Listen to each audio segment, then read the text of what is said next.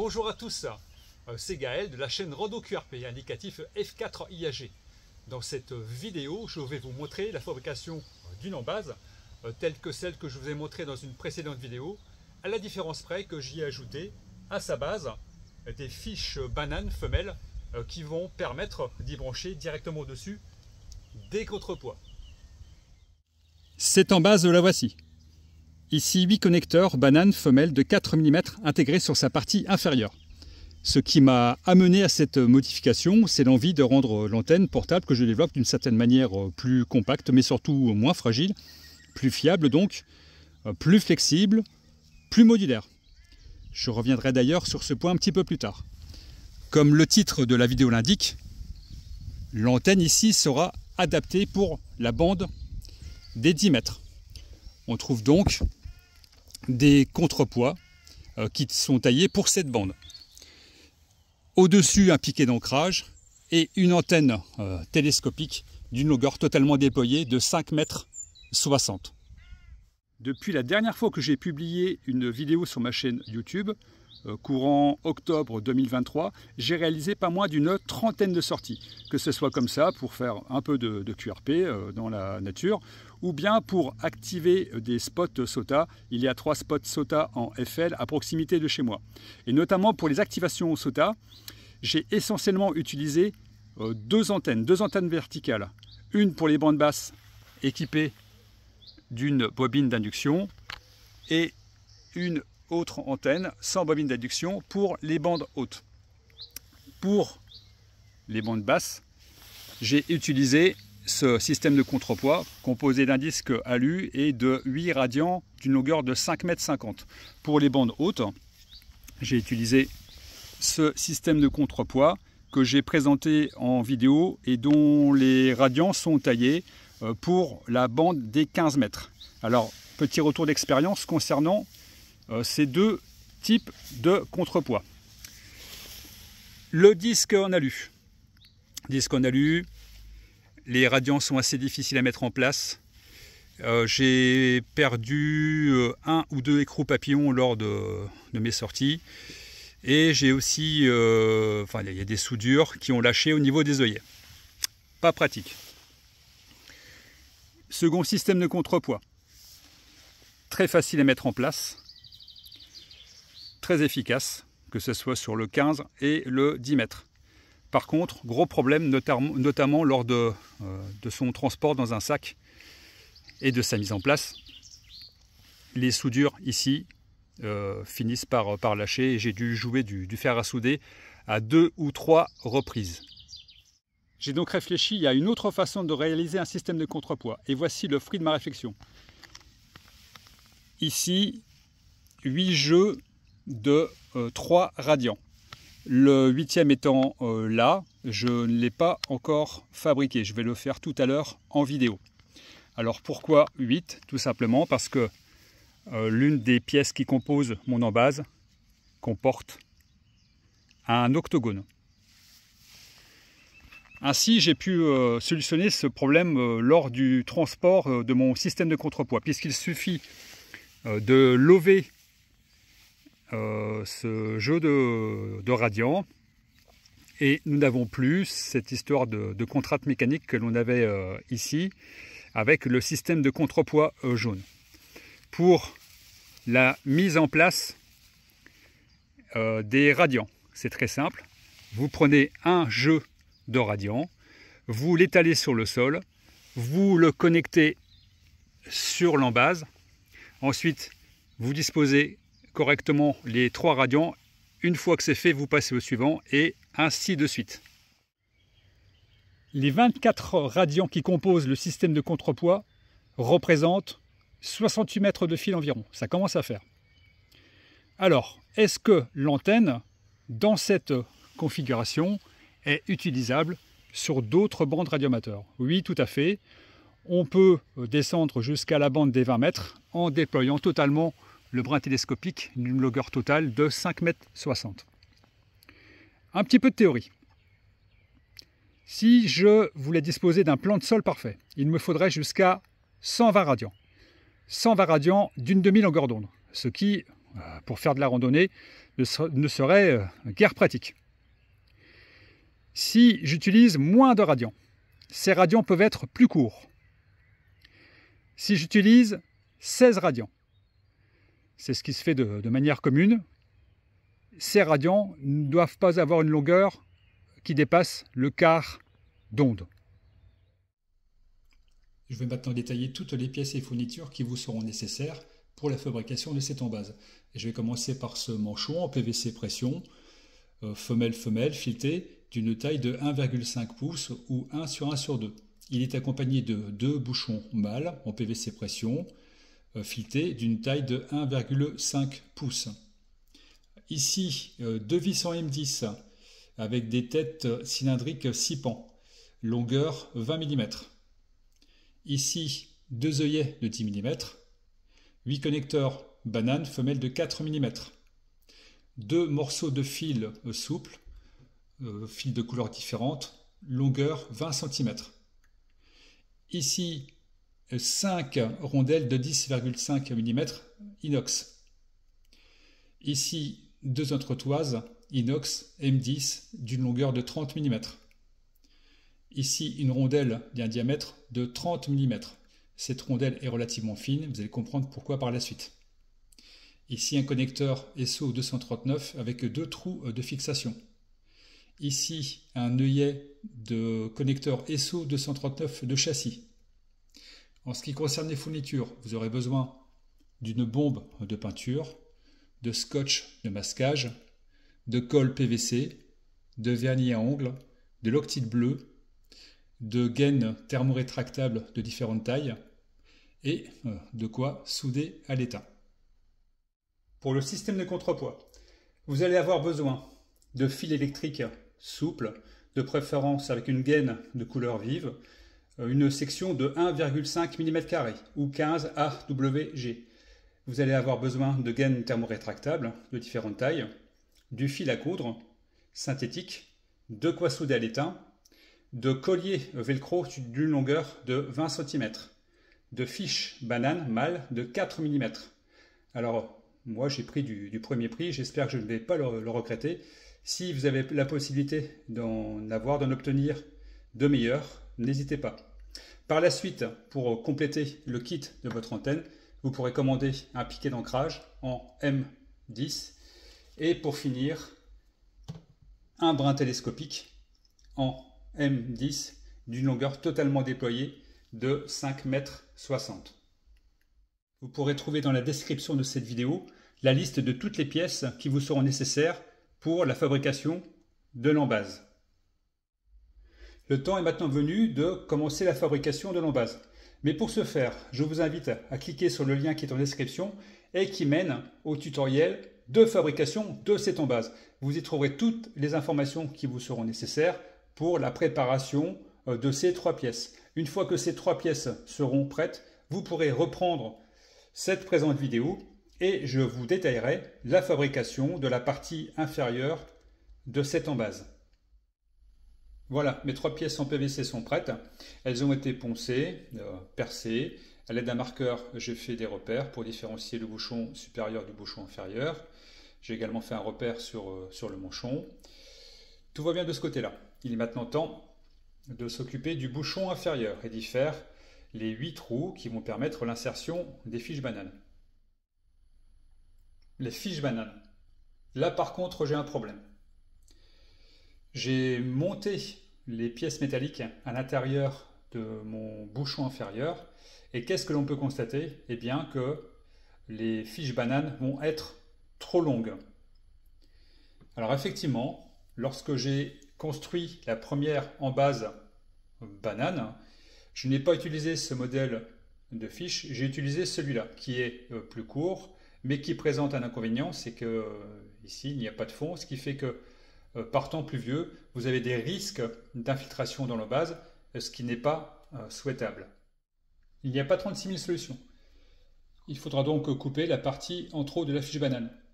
Toutefois, s'il n'y a plus de fond, je ne vois pas l'intérêt de conserver ce modèle et autant utiliser celui-ci et par la suite trouver un moyen de combler ce trou afin d'empêcher toute infiltration à l'intérieur de l'embase.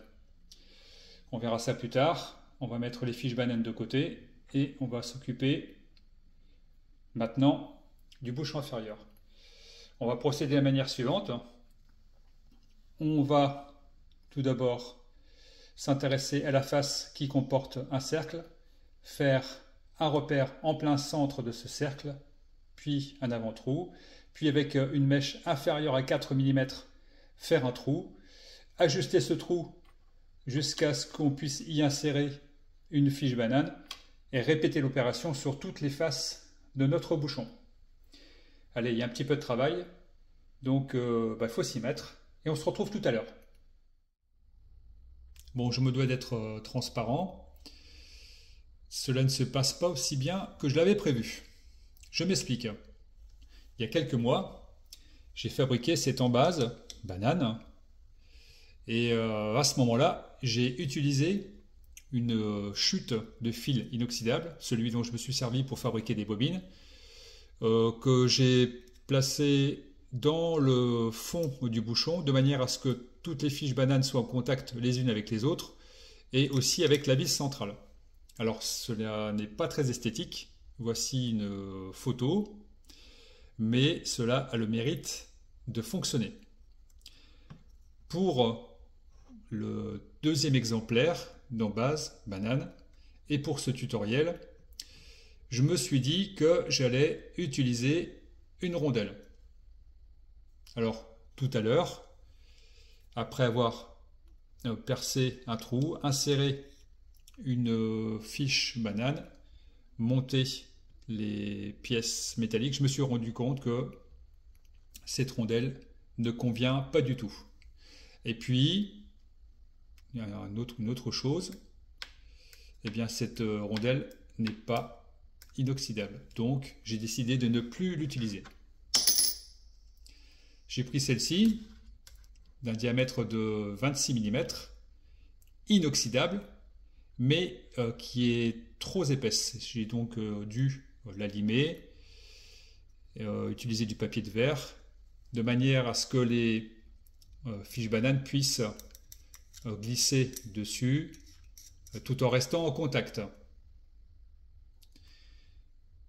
En ce qui concerne les fiches bananes, alors celle-ci est définitivement trop longue. Si vous voulez l'utiliser, eh bien, il va falloir découper la partie en trop. Alors moi qui en dispose de plus courtes, j'utilise celle-ci. Le perçage du bouchon. Si vous percez votre trou un peu trop près du bord supérieur, eh bien, ce que vous pouvez faire, rien n'est perdu, c'est enlever un peu de matière dans le fond, à l'intérieur du bouchon. Et ce que vous pouvez faire aussi éventuellement, c'est limer l'un des bords de l'écrou de la fiche banane. Pour les trous, vous pouvez utiliser une fraise étagée. Cela fonctionne très bien. Alors, je n'ai rien filmé parce que, eh bien, il a fallu que je cherche une solution. Je me suis embêté avec l'une des fiches bananes. C'était pas du tout intéressant. Et donc voilà, il m'en reste 4 à faire. Alors je vais le faire. Je vais procéder au montage des 4 fiches bananes restantes hors caméra. Et une fois que j'aurai terminé cette opération, je reprendrai la vidéo. Voilà, je vous dis à tout à l'heure. Voilà, c'est fait. Toutes les fiches bananes sont en place dans le bouchon inférieur. Alors c'est beau, c'est propre, j'aime bien. Et il n'y a aucun problème, pas de faux contact. Alors j'ai dû m'y reprendre en 2 fois. Pourquoi? Parce que eh bien, la première fois, j'avais travaillé la rondelle, je l'avais désépaissie avec du papier de verre, mais aussi une lime. Et je m'étais mal pris. La rondelle n'était pas rigoureusement plane, ce qui fait que eh bien, j'avais un faux contact au niveau d'une fiche banane. J'ai donc dû purement et simplement remplacer cette rondelle. Je l'ai travaillé uniquement au papier de verre et aucun problème, c'est super. Voilà. Alors, j'ai décidé de laisser cette pièce telle qu'elle, étant donné que tous les éléments qui la composent sont inoxydables. Inutile de la rendre hermétique. Ouais, je vais la laisser comme ça. Ça va le faire. Voilà. Alors, j'ai disposé toutes les pièces telles qu'elles doivent être montées les unes avec les autres. Quelques petits conseils. Appliquez de la loctite bleue sur ici les vis, parce qu'avec le temps, les entretoises rondes ont tendance à se desserrer. Pour serrer fortement ces entretoises rondes, vous pouvez utiliser cette tige fitée avec un écrou. N'oubliez pas ici de mettre à ce niveau-ci une rondelle. Sur cette embase qui est un petit peu plus petite, il n'y en a pas. Dernier petit conseil. N'oubliez pas ici, sur la partie supérieure, de faire un détrompeur. Parce que malgré le fait que sur la partie inférieure, il y a des fiches bananes, un jour ou l'autre, si vous ne faites pas de détrompeur, vous allez vous tromper et vous allez monter votre embase à l'envers. Alors moi, ça m'est déjà arrivé. On ne comprend pas ce qui se passe. On pense que la ligne coaxiale est pourrie. Mais non, c'est parce que l'embase est montée à l'envers. Donc, très important, faites un détrompeur. Voilà. Alors, je vous renvoie à nouveau vers le tutoriel de fabrication de cette embase. Vous y trouverez le chapitre qui va bien. Et une fois que votre embase sera montée et peinte, eh bien, on se retrouve pour le jeu de radiant. Allez, à tout à l'heure. J'espère que le montage de votre base s'est bien passé. J'ai monté la mienne, je l'ai mise en peinture, la peinture est en train de sécher, tout va bien. Les radiants. Mon antenne va être optimisée pour la bande des 10 mètres. Mes radiants sont donc des quarts d'onde correspondant à cette bande. Pour déterminer la longueur d'un fil qui va devenir un radian, on va faire un calcul fort simple.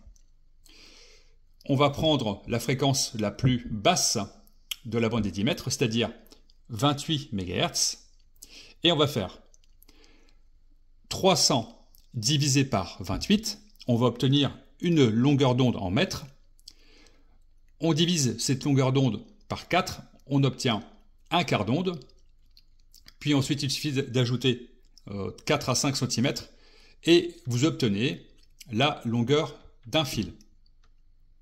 Pour le montage des différentes pièces, on prend les 3 fils, on en dénude légèrement le bout, on entremêle ces 3 fils, un peu d'étain, on introduit l'ensemble dans l'embout plastique de la fiche banane, puis dans l'orifice de la fiche, c'est petit mais ça rentre, la vis de maintien, et votre jeu de radiant est pratiquement terminé. À l'autre bout, un peu de gaine thermorétractable, parce qu'il faut que vos radiants soient isolés du sol. Et enfin, il va falloir fiabiliser le tout, parce que vous vous doutez bien que la vis de maintien ne va pas tenir très longtemps. Et c'est là que l'on va utiliser du fil à coudre. Alors, je vais procéder au montage des pièces, et une fois que mon jeu de radiant sera construit, je reprendrai la vidéo et je vous montrerai comment utiliser le fil à coudre pour fiabiliser l'ensemble. Allez, à tout de suite. Voilà, les différentes pièces sont montées. Tout à l'heure, j'ai raconté une petite bêtise concernant l'embout plastique. Ne m'en tenez pas rigueur, s'il vous plaît. Reste à fiabiliser ce jeu de radiant à l'aide du fil à coudre. Et pour ce faire, vous allez prendre une longueur d'à peu près 1,50 m, 1,60 m, une longueur assez conséquente. Vous allez replier cette longueur sur elle-même, faire un nœud, comme ceci, de manière à avoir ici 2 brins qui font une huitaine de centimètres.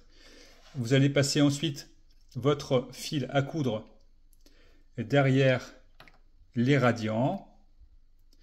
Ici, vous avez une boucle. Voilà. Vous prenez le bout de votre fil. Vous le faites passer dans la boucle. Et vous formez ce que l'on appelle un nœud en tête d'alouette. Les 2 brins d'un côté. Alors je ne vous cache pas que la séquence, je la recommence depuis au moins une bonne dizaine de fois, parce qu'à chaque fois, ça ne va pas. C'est une opération fort simple, mais le fait de se filmer, c'est pas du tout pareil. Voilà, comme ceci. Ensuite, vous faites un certain nombre de tours, assez serrés, de manière à avoir une bonne résistance. Alors, il faut bien serrer, hein.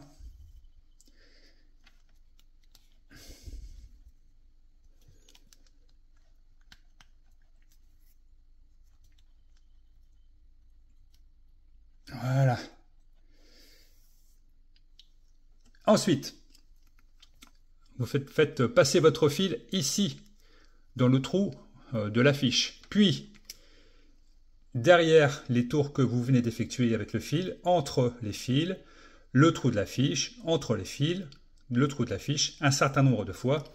Et avec le restant de fil, vous ferez un nœud et il ne vous restera plus qu'à mettre de la gaine thermorétractable et votre jeu de radian sera entièrement construit et fiabilisé.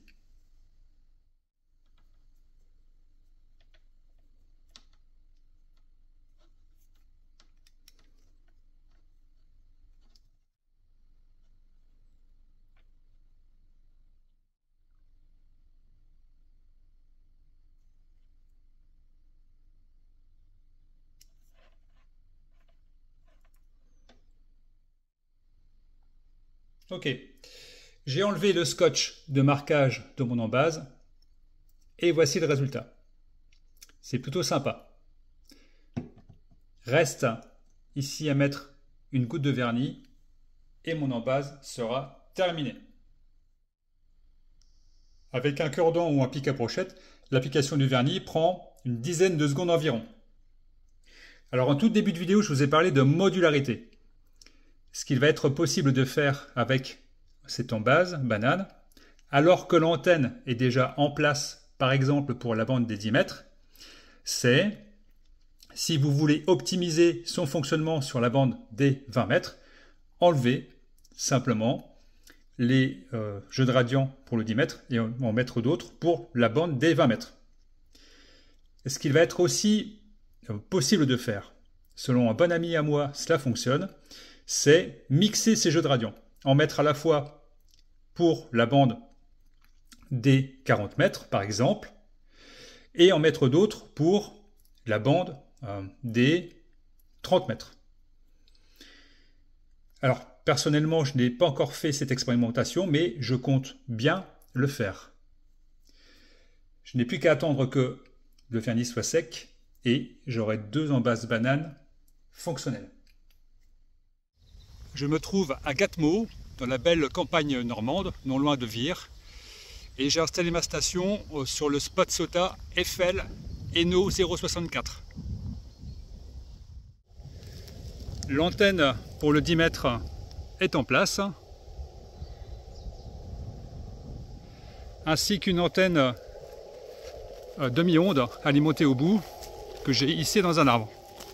C'est une antenne que je suis en train d'étudier et dont je parlerai prochainement dans la chaîne. En ce qui concerne les radios, pour la HF, un Xiegu X6100. Pour la VHF, un petit Yaesu VX7R, un poste que j'adore, qui me permet d'être en liaison avec le relais VHF local. Et ici, un petit PMR, on écoute sur le canal 8, et j'en profite pour adresser mes 73 à tous les PMRistes et CBistes. 73 à vous. Voilà, je vais m'annoncer sur le serveur SOTA Et on va voir si eh bien, il y a moyen de faire une petite activation sympa. Alors ce n'est pas garanti étant donné que nous sommes le 12 mai et hier et avant-hier, il y a eu 2 G4, 2 tempêtes solaires assez sévères. Donc est-ce que la propague va être là? Je n'en sais rien. Eh bien je vais voir ça tout de suite. Bon, eh bien je voulais faire une belle démonstration et c'est raté. C'est raté, il n'y a aucune propagation sur la bande des 10 mètres. La bande est complètement fermée. J'ai fait de multiples appels avec l'antenne verticale, rien. J'ai fait des appels avec l'antenne demi-onde alimentée au bout, rien. Rien de rien. Serveur RBN, rien. La bande est complètement fermée. Voilà, je m'y attendais un petit peu, j'en ai la confirmation. La météo spatiale n'est pas du tout favorable. Alors, bon, est-ce que la journée est fichue? Je ne sais pas. J'ai réglé l'antenne verticale sur la bande des 20 mètres et je vais tenter ma chance sur cette bande. Allez, c'est parti.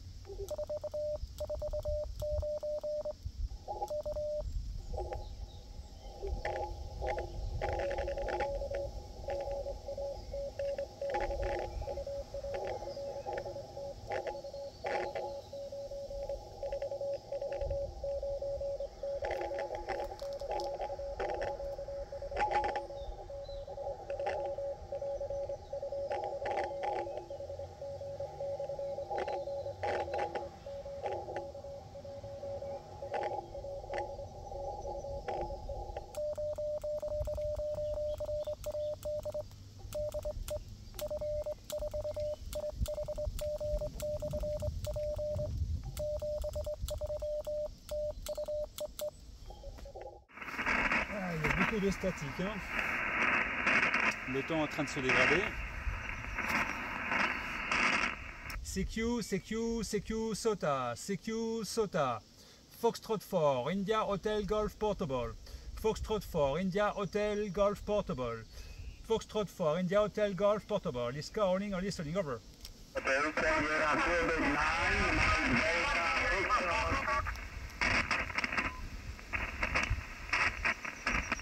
CQ SOTA, CQ SOTA, Foxtrot 4, India Hotel Golf Portable, is calling or listening, over.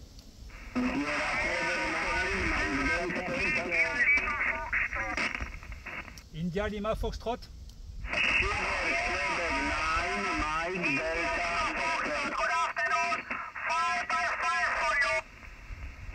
Only India Lima Foxtrot, please. Only India Lima Foxtrot, please.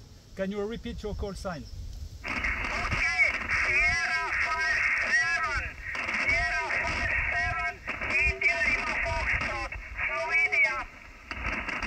Sierra 5-7, India Lima Foxtrot. Good afternoon, my friend. You are 5-7.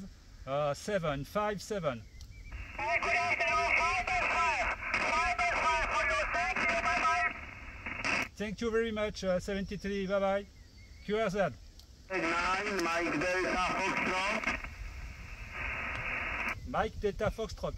Sugar Quebec 9, Mike Delta Foxtrot, hello from Poland 5-2. Again, my friend. Sierra Quebec 9, Mike Delta Foxtrot. Sierra Quebec 9, Mike Delta Foxtrot. Good afternoon, you are 5-9. Roger, Violeta with me. Sierra Quebec 9, November, Oscar Tango. Sierra Quebec 9, November Oscar Tango. Good afternoon, you are 5-9. Sierra Quebec 9, November, Oscar Tango, 5-4. Thank you. Thank you very much, 73, bye-bye. Delta 7, Uniform Whiskey. Good afternoon, my friend, you are 5-9. Okay, thank you for 5 and 9. For you, 555. QSL, my friend. Thank you very much, and see you again, 73. Okay, thank you, 73, bye-bye. Bye-bye. Sierra Papa 6, Kilo, Echo Papa.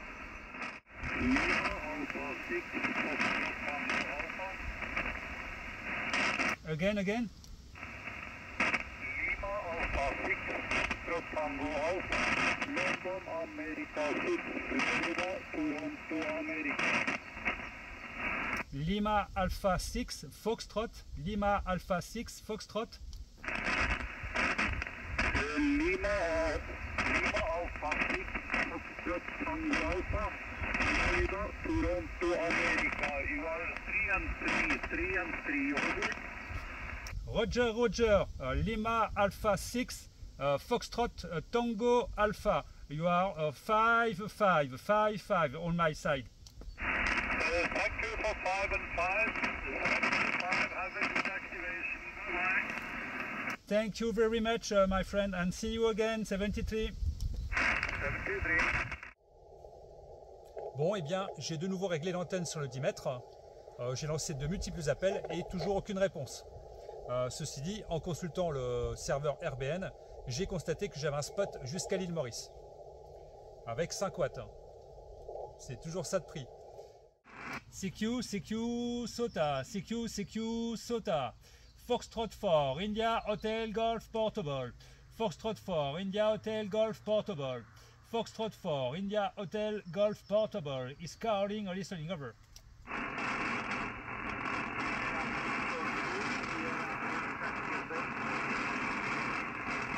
Again.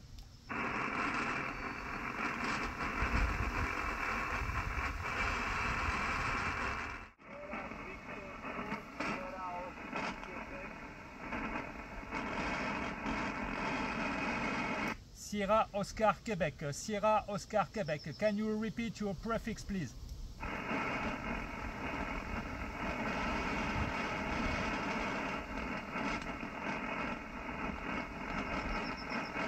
Sierra Oscar Quebec. This is Foxtrot 4, India Hotel Golf Portable. Can you repeat your prefix, please? This is Sierra Victor 2, Sierra Oscar Quebec. I believe it's 2-3.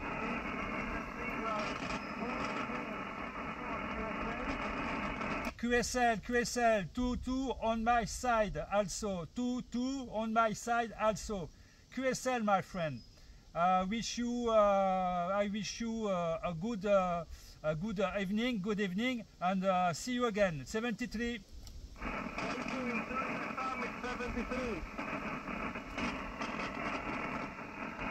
Le temps est en train de tourner à l'orage. Il y a beaucoup de statique. C'est très embêtant. Je vais lancer encore quelques appels et si je n'obtiens toujours aucune réponse, je cesserai mon activation.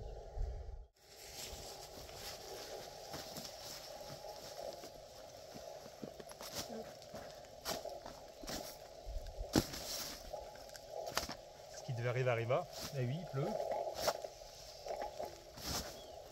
Hop.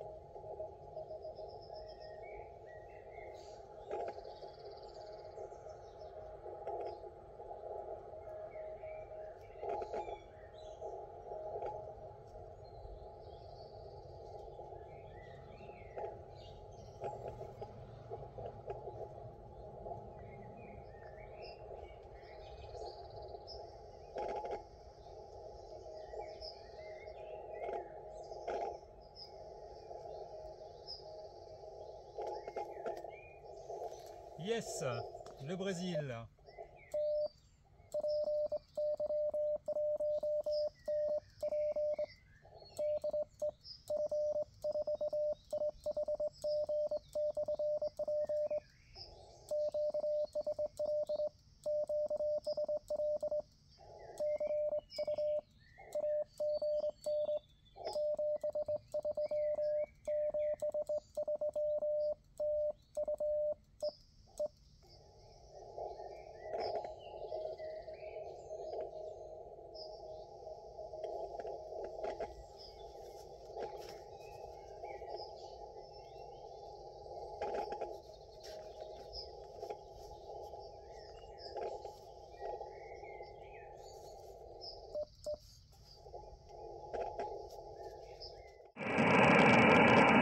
CQ SOTA, CQ SOTA, Foxtrot 4, India Hotel Golf Portable, Foxtrot 4, India Hotel Golf Portable, Foxtrot 4, India Hotel Golf Portable, is calling or listening, over.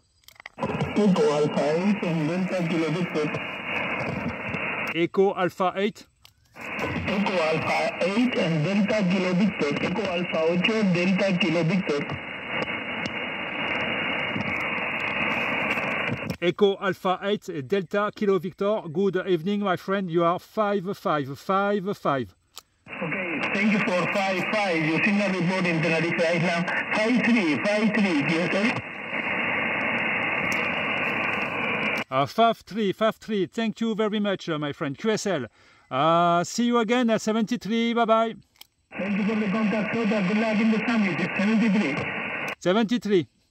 Ma vidéo touche à sa fin. J'espère qu'elle vous a plu et que je vous ai donné envie de fabriquer cette embase banane et son système de contrepoids qui fonctionne.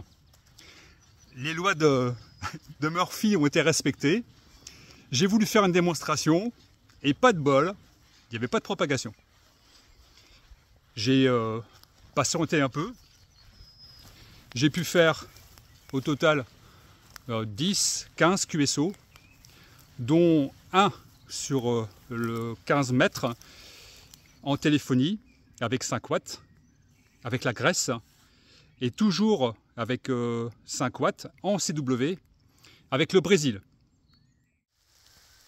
Vous êtes maintenant un peu plus de 700 à vous être abonné à ma chaîne. Et waouh, franchement, je n'en reviens pas. Et j'espère que ça va continuer. Alors, je ne suis pas très régulier dans la publication d'une vidéo. Je m'en excuse, mais j'ai noté pas mal d'idées et tôt ou tard, ces vidéos sortiront.